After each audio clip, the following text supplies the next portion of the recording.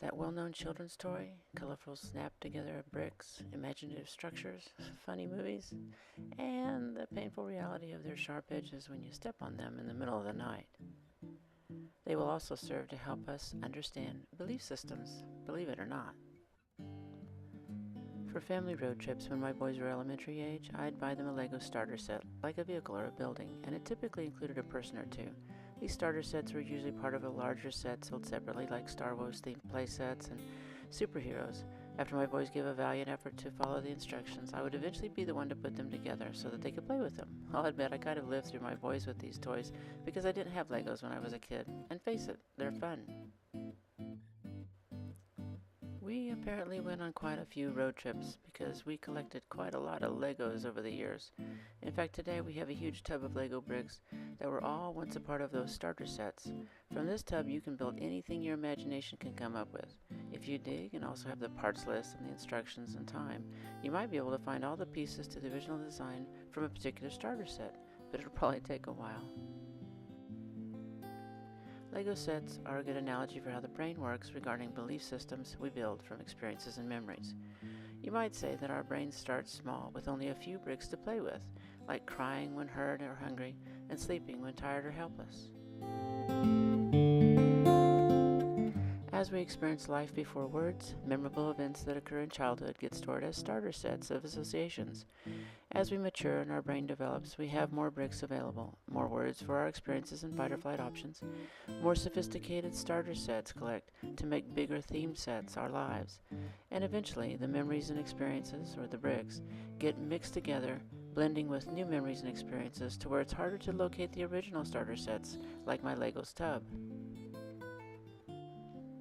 When major events feel traumatic or especially significant, it's as if those bricks associated with the pain get stuck together or frozen, which then can become the foundation of a belief system. It's like gluing the Lego starter sets together, and when the belief system persists, it's like the starter set that is never dismantled, but instead becomes a building chunk that's added to the larger enduring belief system. It may or may not fit properly in the growing personality perception of reality and life experiences. Often, our young belief systems distort our reality in the present because they have not been dismantled or challenged and are awkwardly attached to our new understanding. Young belief systems develop when we have limited, immature resources, but as we grow, the resources we gain must match our maturity for us to see reality clearly. So hanging on to an infantile or young belief system like a glued starter set interrupts the development of healthier belief systems. For instance, what might seem benign to parents could feel significant to kids.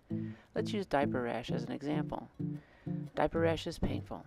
In an infant's mind, with very few bricks available to make sense of the pain, they, like all humans, want to get the pain to stop. Because they don't have reasoning logic yet, when the pain does stop and infants feel better, they simply intuitively make associations with what seemed to work. If there's a pattern to the pain and pain relief, a belief system may develop around how it happens. Let's say an infant cries when the diaper rash hurt. If it works to get the diaper changed, they may cry with other types of pain. If they find a consistent result from smiling to get the diaper changed, they may smile with other types of pain. Or if it helps to fall asleep to cope with the pain because the diaper consistently doesn't get changed when they need it to, they may try falling asleep with other types of pain. Repeated patterns of experiences are what form belief systems, not just a single event, unless that event was overwhelming like trauma. As we grow, we might try to use the same technique, crying, smiling, or sleeping, for solving other types of pain, like the loss of a lover or disappointment at work. If we don't understand that it started in childhood and no longer is the best way to cope, it will become an automatic response we will shame ourselves for when it doesn't work. Let me encourage you to remember the second C here, compassion for your humanity.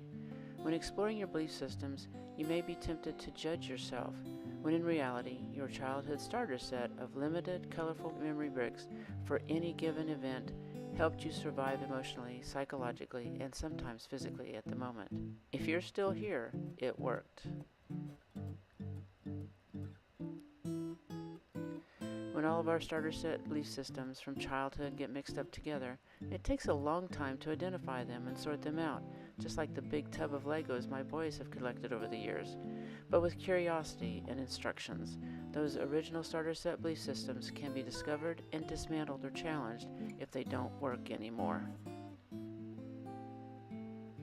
Please join me next time for the final C, choice.